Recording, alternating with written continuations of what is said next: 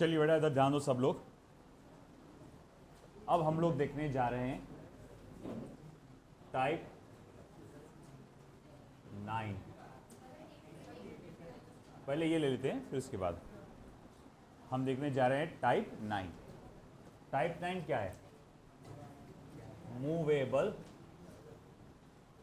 पुली system. Movable pulley system, इसे हम लोग कहेंगे टाइप 9।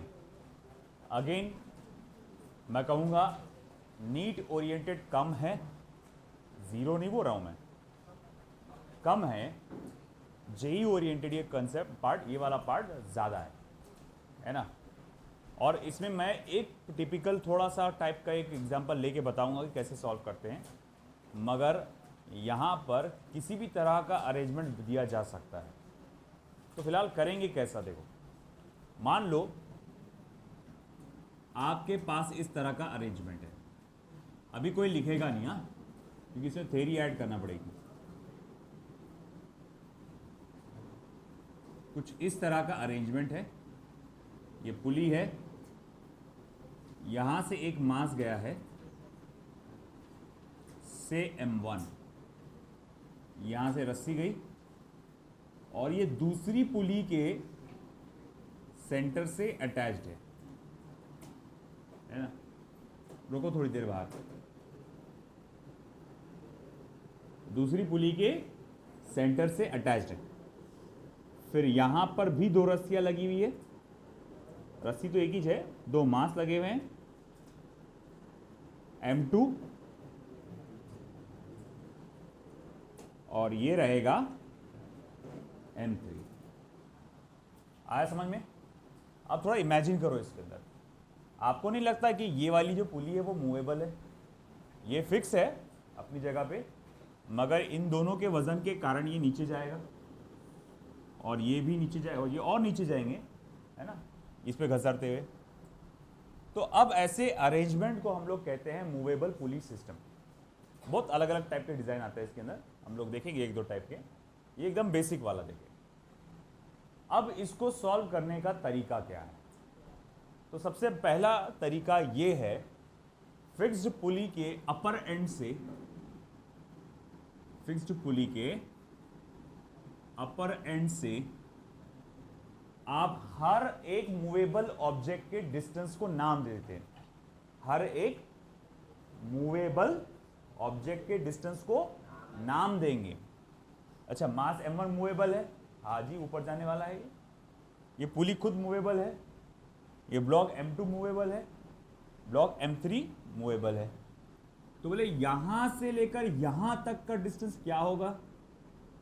तो मान लो ये डिस्टेंस हो जाएगा x1, फिर ये ब्लॉक 2 भी, ये भी मूवेबल है, तो यहां से लेकर यहां तक का डिस्टेंस क्या हो जाएगा? x2। अच्छा ठीक है, ये ब्लॉक 3 भी मूवेबल है, यहां से लेकर यहां तक का डिस्टेंस क्या हो जाएगा? x3, ये भी मूवेबल है। अब ये पुली की बारी, सबसे पहले ब्लॉक को नामकरण करना, फिर बाद में पुली की बारी। ये यहां से लेकर यहां तक भी डिस्टेंस क्या हो जाएगा? x4। ये है पुली का डिस्टेंस। मूवेबल ऑब्जेक्ट बोला ना मैंने, हर एक मूवेबल ऑब्जेक्ट का। तो भाई ठीक है, x1 हो गया, इसका x2 हो गया, इसका x3 हो गया, अब इसका x4 हो गया। अब मुझे एक बात बताओ, यहां कितनी रस्सियों का इस्तेमाल किया है आपने इस अरेंजमेंट को कनेक्ट करने के लिए? इस दूसरे को छोड़ देना, ये वाले छोड़ के, दो रस्सी, एक ये रस्सी है ना, और एक ये रस्सी है। ये जो पहली रस्सी है उसकी लंबाई को L1 पकड़ के चलो, पहली रस्सी की लंबाई को L1, दूसरी रस्सी की लंबाई को L2। अच्छा ठीक है, क्या मैं ये कह सकता हूं कि पहली रस्सी की जो लंबाई है वो x1 प्लस x4 है ना? क्या मैं ऐसा कह सकता हूं कि x1 प्लस x4 ये बराबर L1 हो जाएगा? देखो भाई, यहां से यहां तक x1, यहां से यहां तक x4। पहली रस्सी की लंबाई क्या हो जाएगी L1। मैं थोड़ा आपसे जानना चाहूंगा दूसरी रस्सी की लंबाई क्या होगी। L2 तो होगी, मगर L2 किसके बराबर होगा?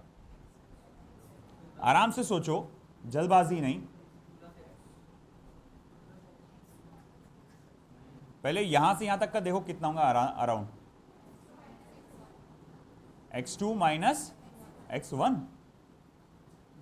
x1 तो ये डब्बे तक के है ही, x4। अगर आप यहां देखेंगे, देखो आप शायद एग्जैक्ट उस पर जा रहे हैं, आप यहां तक भी ले सकते हैं इसको, अपर एंड तक इसके। तीन बार दिया था भाई। तो भैया अब यहां अपर एंड तक के जाते हैं, तो मैं कहूंगा भाई यहां से यहां तक का टुकड़ा कितना है? x2 minus x4। अच्छा फिर ये टुकड़ा कितना है? x3 minus x4। तो मैं क्या कह सकता हूं कि x2 minus x4 plus x3 minus x4 is equals to L2, है ना। अब आगे क्या, थोड़ा सा अच्छे से लिखेंगे, x2 plus x3 minus 2 times of x4 is equals to L2। इसे दूंगा मैं इक्वेशन नंबर 1 और इसे दूंगा मैं इक्वेशन नंबर 2, है ना। पहले मुझे बताओ यहां तक सभी को समझ में आया क्या? यहां तक सबको समझ में आया क्या? सभी को पक्का? ठीक है। अब चलो ठीक है, ये तो आ गया हमारे पास ये इक्वेशन आ गई डिस्टेंस की in terms of length of the string. अब मुझे निकालना है वेलोसिटी के फॉर्मूले। वेलोसिटी के फॉर्मूले मैं कैसे निकालूंगा? मैं इसको डेरिवेट करूंगा विथ रिस्पेक्ट टू टाइम, तो ये वेलोसिटी का फॉर्मूला बन जाएगा। मुझे एक बात बता बेटा, इसके वजन से आपको मालूम है पुल्ली नीचे जाने वाली है, यह डब्बा ऊपर आने वाला है, तो क्या इससे इस रस्सी की लंबाई पे कोई फर्क पड़ा था क्या? रस्सी की लंबाई तो जो कि वही रहती है ना। अरे भैया सीधा सीधा लॉजिक है, अगर कहूँगा मैं, है ना। अगर मैं बोलूँगा कि ये रस्सी है, मान लो इस साइड से आपने एक मास अटैच किया है, इस साइड से एक मास अटैच किया है, अब इसका वजन ज़्यादा है तो ये नीचे घसरते हुए जाएगा, है ना। क्या मुझे बताओ कुल मिला के रस्सी की लंबाई इससे कुछ फर्क पड़ा क्या? उस पर कोई फर्क पड़ा क्या? नहीं। कुल मिला के रस्सी की लंबाई पे कोई फर्क पड़ता नहीं है। तो मैं जब करूंगा डिफरेंशिएट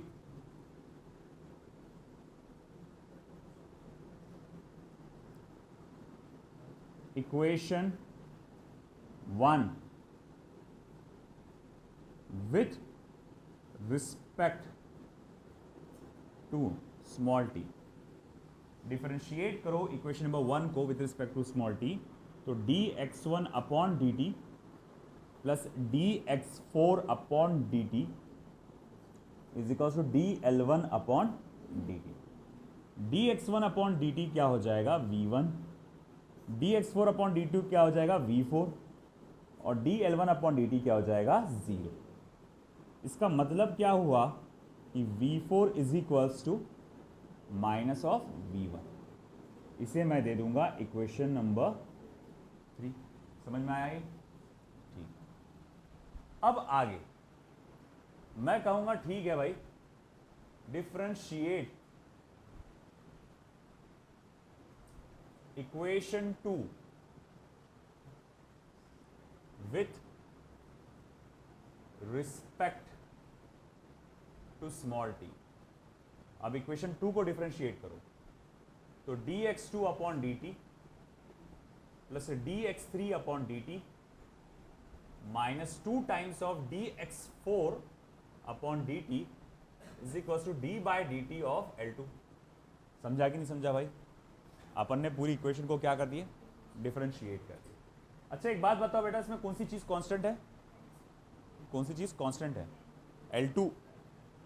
L2 कांस्टेंट है, यानी लेंथ ऑफ द स्ट्रिंग, क्योंकि रस्सी की लंबाई कभी भी बदलती नहीं, सिर्फ ये बदलेगा, ये डिस्टेंस बदलता, ये डिस्टेंस बदलता, मगर रस्सी की लंबाई कभी बदलती नहीं। तो फिर जब मैं डिफरेंशिएट करूंगा तो ये क्या हो जाएगा? v2 plus v3 minus 2v4 is equals to 0। अगर मैं वहां से v4 की वैल्यू उठा के इधर डाल दूं तो क्या हो जाएगा, v2 plus v3 minus 2 times of v4 की वैल्यू क्या है, -1 इक्वल्स टू 0। ये माइनस माइनस क्या हो जाएगा, प्लस, और क्या हो जाएगा 2v1। इसका मतलब ये इक्वेशन क्या हो जाएगा, 2v1 plus v2 plus v3 equals to 0। ये मेरे पास फाइनल इक्वेशन बनके तैयार। होता क्या है, अक्सर 3 ब्लॉक्स में से 2 ब्लॉक्स की वेलोसिटी देता है आपको और किसी एक ब्लॉक की वेलोसिटी आपसे पूछता है ना। समझ में आ रही ना बात को आपको। 3 में से 2 ज़्यादातर ब्लॉक्स की देता है, पुली की बहुत कम देता है, तो इसीलिए मैंने पुली को रिप्लेस किया। आप समझ रहे ना कि यहाँ पर v4 बोल तो वेलोसिटी ऑफ पुली है, मैंने जानबूझ के उस इक्वेशन में से v4 हटवाया ताकि सिर्फ ब्लॉक की वेलोसिटी रहे। तो आपको पैटर्न मालूम होना चाहिए कि अक्सर ऐसा होता है कि 3 ब्लॉक्स हैं यहाँ पर, तो 3 में से 2 ब्लॉक्स की वेलोसिटी देगा, एक ब्लॉक की वेलोसिटी आपसे पूछेगा, है ना, या फिर आपसे पुली की भी वेलोसिटी पूछ सकता है, साथ ही साथ आपसे एक्सेलरेशन भी पूछ सकता है। तो अब एक्सेलरेशन कैसे निकालेंगे, कुछ नहीं यार, इसी का डिफरेंशिएट कर दो, है ना। तो मैं बोलूंगा differentiate with respect to T, तो ये हो जाएगा 2a1 plus a2 plus a3 equals to 0। सिर्फ डिफरेंशिएट करना पड़ता है ना, 2a1 plus a2 plus a3 equals to 0। यानी फिर से 3 में से 2 ब्लॉक का एक्सेलरेशन देगा और किसी एक ब्लॉक का पूछेगा। आई क्या बात समझ में आपको, जैसे ठीक है, लिख लो यहां तक।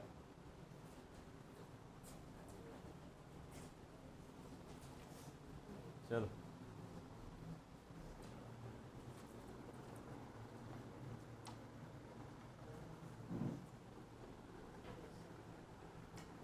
ढकेलो।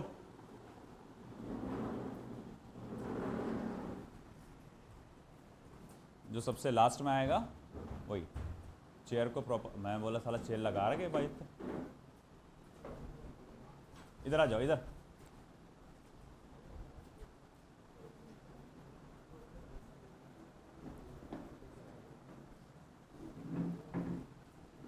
फर्स्ट क्लास की सीट खाली है।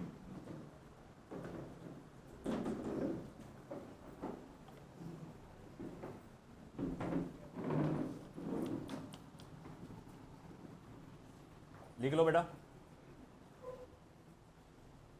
फिर एक इसी तरह का मैं एक एग्जांपल देता हूं आपको, उससे आपको आइडिया आ जाएगा कि क्वेश्चंस कैसे पूछे जाते हैं।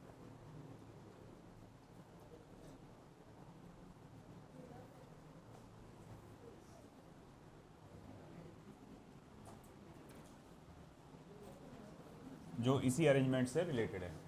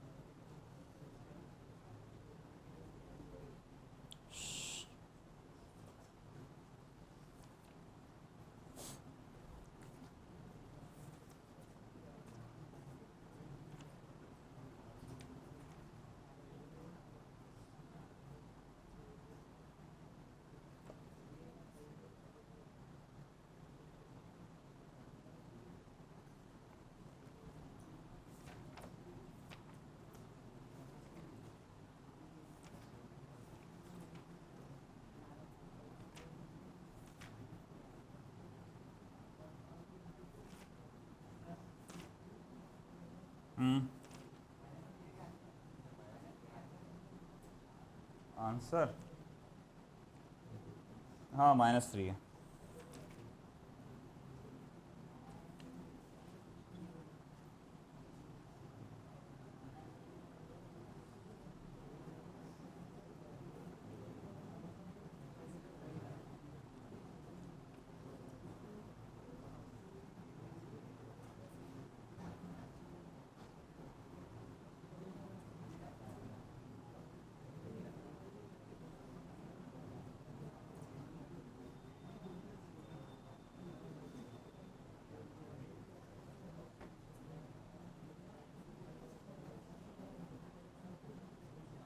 हुआ?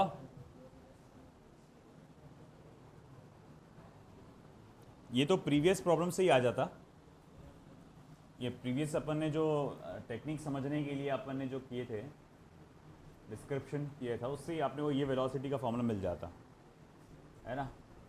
मैं लिख सकता फ्रॉम प्रीवियस डिस्क्रिप्शन,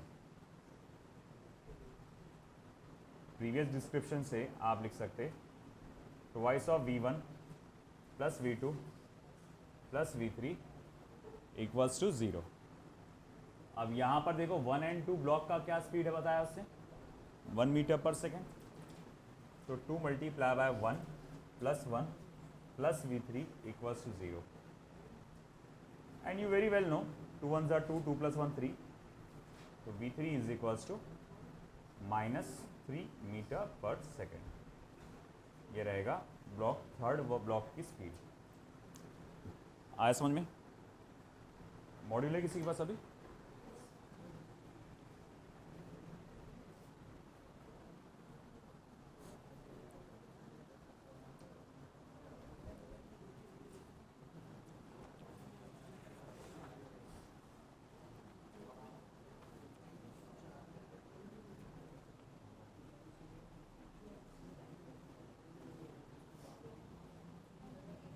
इधर का पार्ट हो चुका होगा I hope so.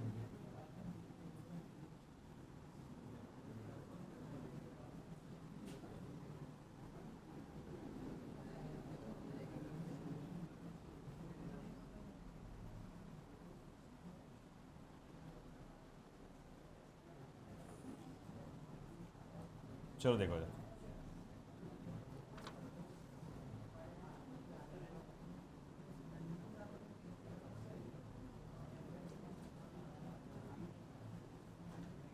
in the system shown in figure, the acceleration of 1 kilogram mass is, पहला ऑप्शन दिया है g/4 डाउनवर्ड्स, दूसरा ऑप्शन दिया है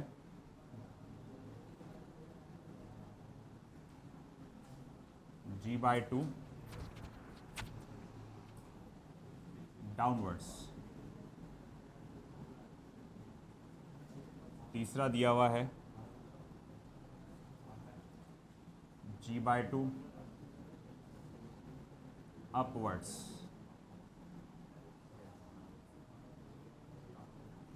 और चौथा दिया गया है g/4 अपवर्ड्स। डायग्राम कुछ ऐसा है,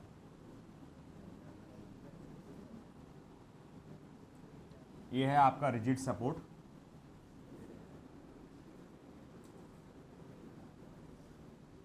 यहाँ एक फिक्स पुली है और उस फिक्स्ड पुली के साथ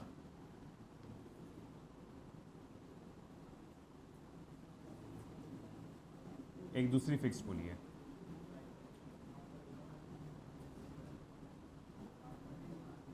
यहाँ 1 किलोग्राम का मास लटका हुआ है और यहाँ पे 4 किलोग्राम का मास लटका हुआ है।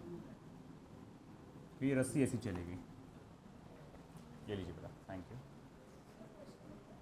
42 आई थी, तो डायग्राम देख के पहचान लो ना,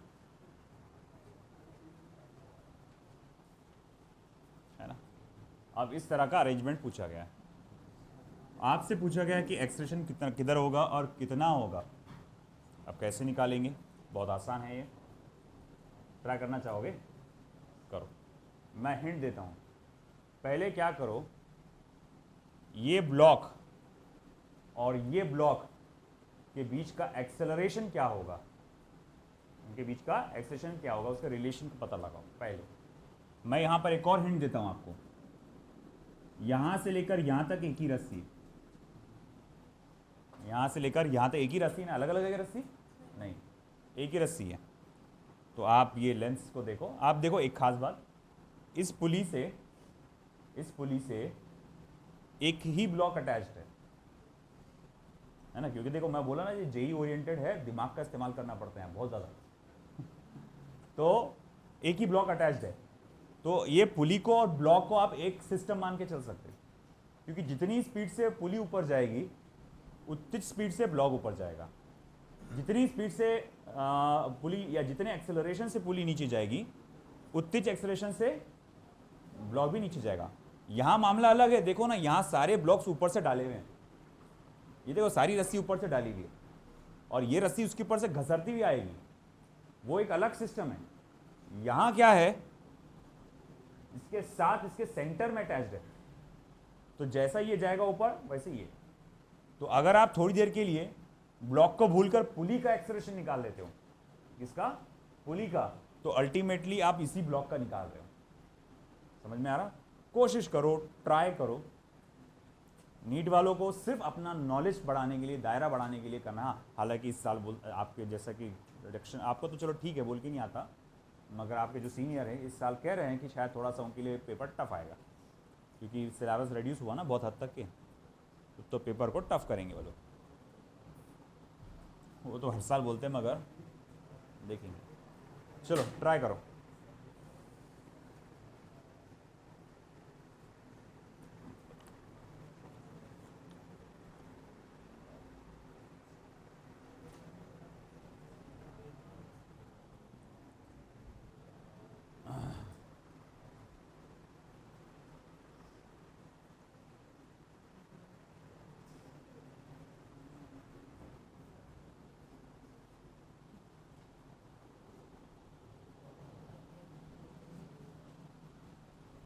ये हटा दो ना, हो गया ना काम।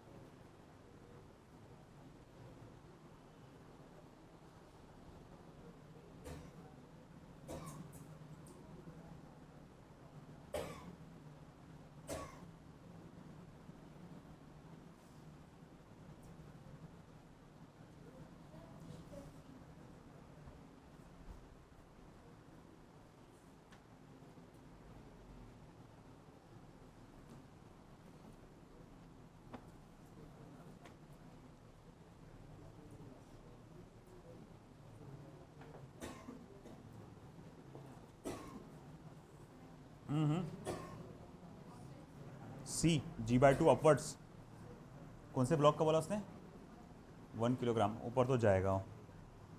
मेरे को सॉल्व करके देखना पड़ेगा, याद नहीं मेरे को आंसर उसका, देखते ना।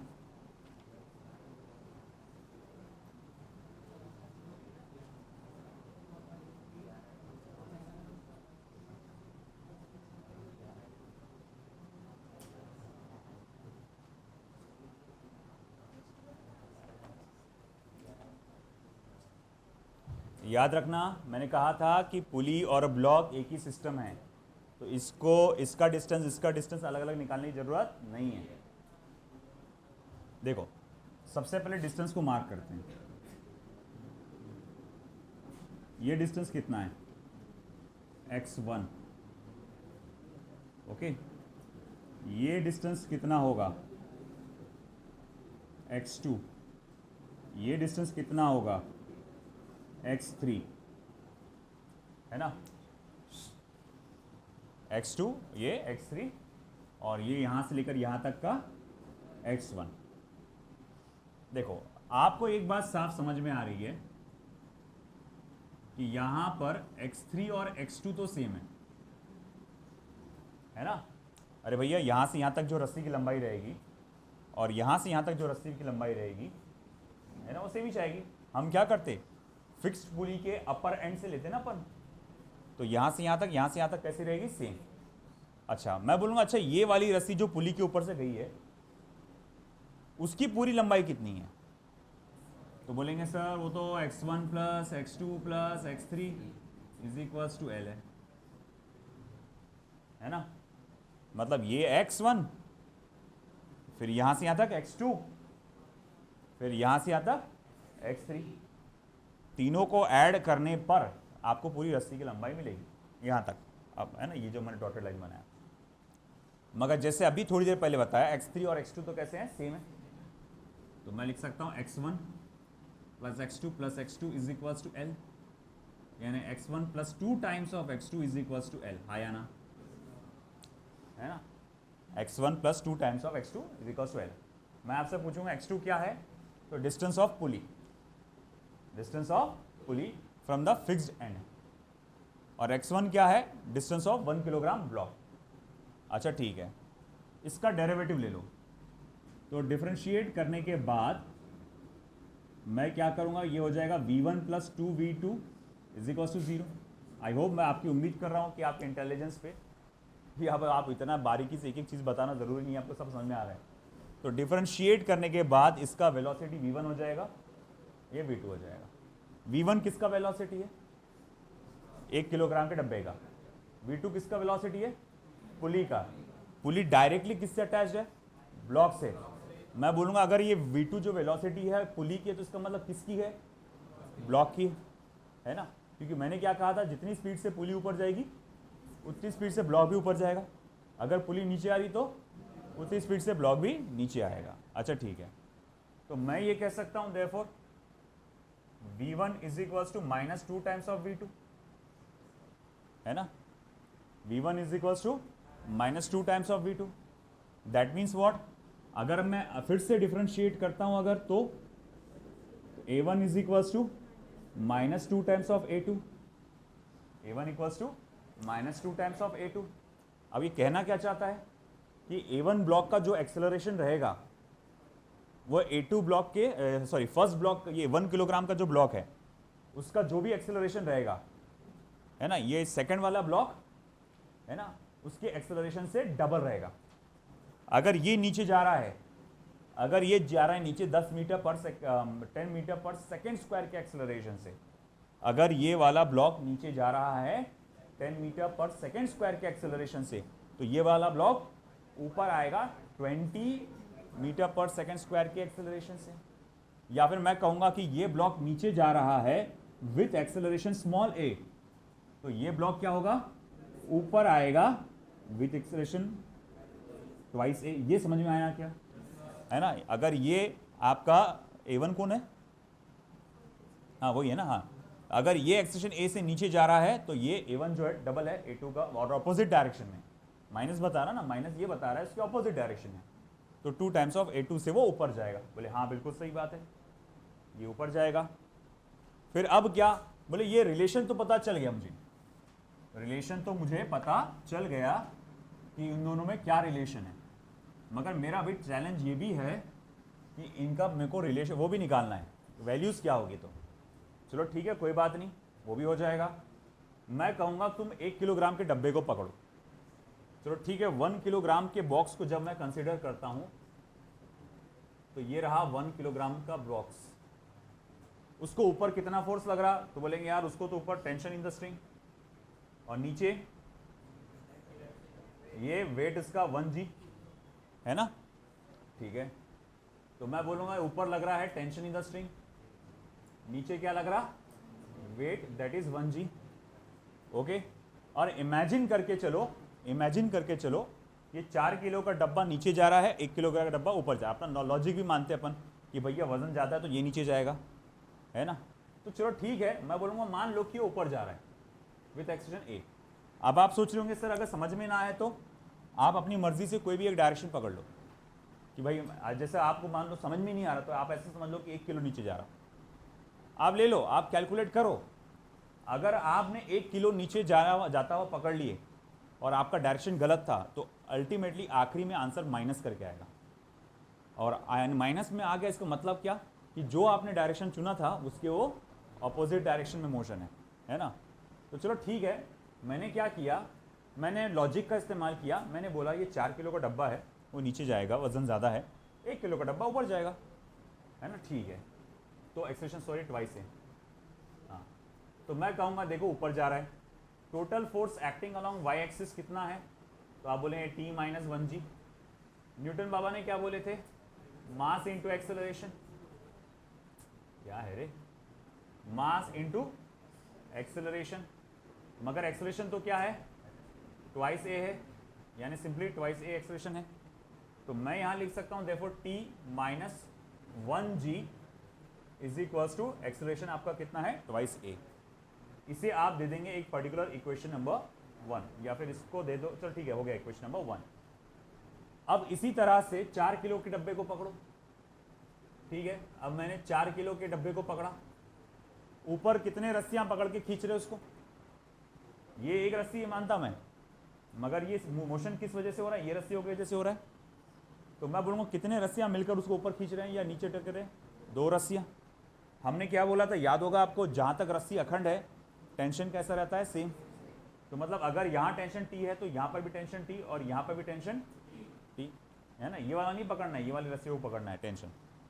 तो भैया ठीक है, मैं बोलूँगा इस पुली पर या इस पुली पर या इस ब्लॉक पर, इस पुली पर या इस ब्लॉक पर कुल मिला के ऊपर की तरफ कितना फोर्स लग रहा है।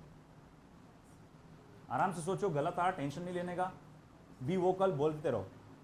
इस पुली पर, है ना, इस पुली पर कुल मिला के कितना फोर्स लग रहा है ऊपर की तरफ, सिर्फ ऊपर की तरफ वाला बताओ।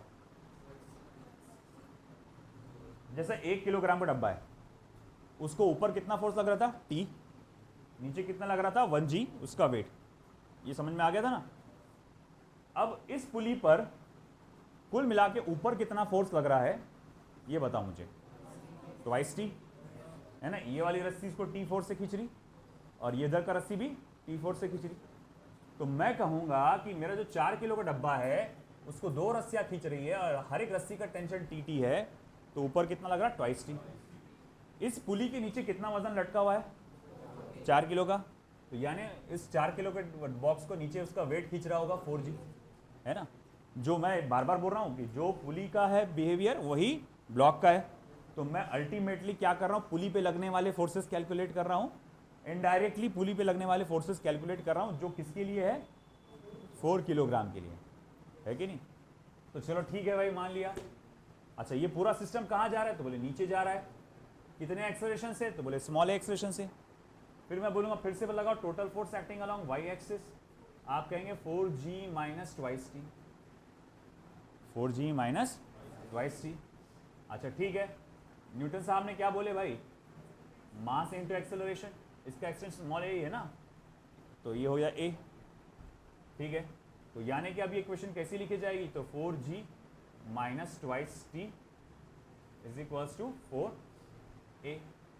अब यहां से t की वैल्यू उठाओ, इसमें डाल दो, t की वैल्यू क्या आएगी यहां पर, 2a प्लस 1g, तो 4g minus 2a plus 1g is equals to 4a, है ना।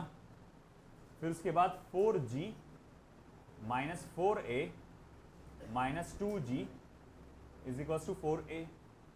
अब ये माइनस 4a को उधर लेके जाओ और 4g माइनस 2g कितना होता है बेटा, 2g। ये माइनस 4a उधर जाएगा तो प्लस 4a हो जाएगा, कुल मिला के क्या हो जाएगा, 8a।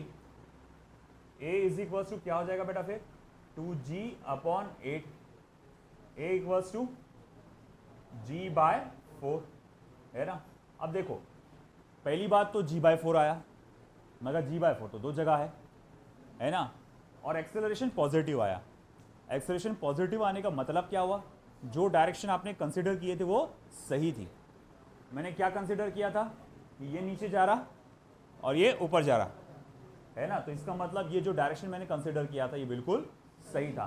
तो G/4 डाउनवर्ड्स कौन सा है, ये फर्स्ट ऑप्शन। आया क्या समझ में बेटा? और जैसे कि आप देख रहे हैं थोड़ा सा टाइम कंज्यूमिंग है, वैसे प्रैक्टिस के साथ इतना भी टाइम नहीं लगता हो, तुम अगर थेरो प्रैक्टिस करने लग जाओ तो इतना टाइम नहीं लगता, इसलिए इसको जेई का पार्ट माना जाता है। थोड़ा लिख लो फटाफट।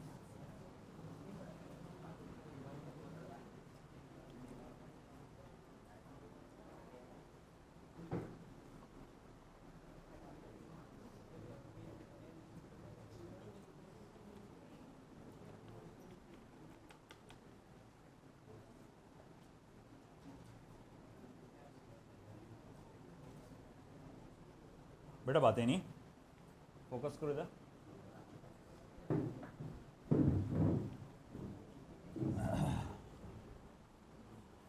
बुक भी तो वही है, JEE main and advance.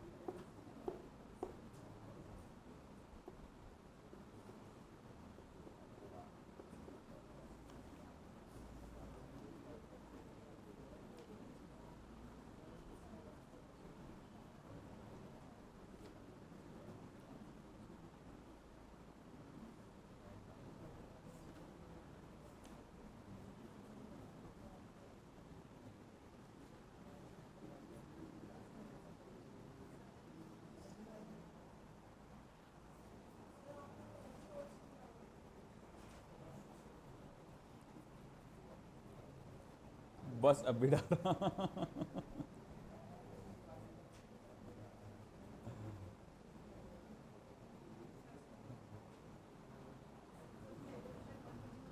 Sorry, पूछा एक्सप्रेशन किसका? अरे हाँ, ट्वाइस ए, दैट्स करेक्ट। ए भाई, भावनाओं में बह गए, एक्साइटमेंट में चले गए, है ना। उसने एक्सप्रेशन 1 kg मास का पूछा था, अपन ने किसका निकाल के बढ़ गए? 4 kg मास का। अक्सर जो होता है, अपन ने एक ही वैल्यू निकाले ना 4 kg का, है कि नहीं? ये तो 4 kg मास का एक्सेलरेशन है। तो acceleration of 1 kg mass twice of G/4, G/2, तो G/2 अपवर्ड्स,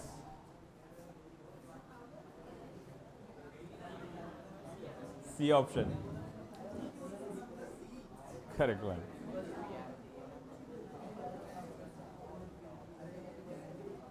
चलो लिखो।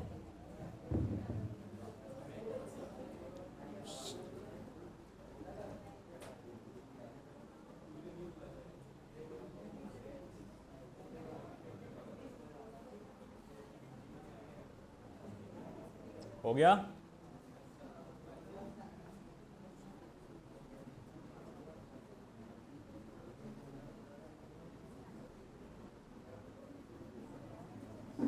तो मूवेबल पुली सिस्टम में इतना ही, नीड ओरिएंटेड ज़्यादा है नहीं। जेई वाले मुझे अलग से मिले क्लास के बाद, है ना। मैं आपको कुछ टास्क दूंगा, इसमें जो प्रॉब्लम सॉल्व करना है उसको अपन सेपरेटली डिस्कस किया करेंगे ये टाइम की क्लास के बाद, है ना।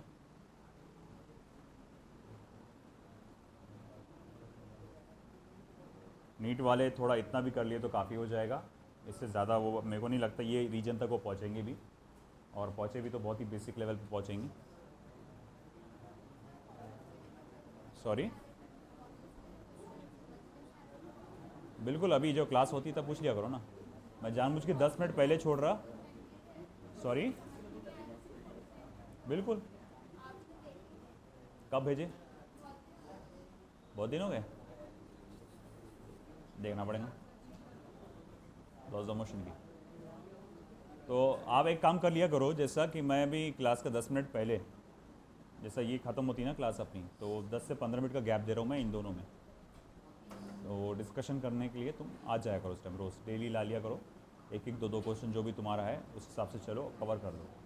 उसमें क्या हो रहा कि व्हाट्सएप पे भेजने पे मैं जनरली जो फ्रीक्वेंट लगातार पूछते रहते उनसे ज़्यादा, जैसे 12th वाले जो हैं तो उन पर ज़रा ज़्यादा फोकस रहता, क्योंकि उनका हलक में एग्ज़ाम है अभी, हलक में तो नहीं बोल सकते बट है नियरेस्ट तो उन पे फोकस ज़्यादा रहता और मैं भूल जाता फिर उसके अंदर। थ्रू आउट ऐसा है कि नॉन स्टॉप शाम तक चालू रह रहे, हम लोग बिजी रह रहे, फिर घर पे जाए बाद भी फिर DPPs बनाओ, टेस्ट पेपर्स बनाओ, फिर तुम्हारे नोट्स बन रही है अभी एक नई वाली, तो वो नोट्स बनाने के चक्कर में पूरा टाइम चला जाता।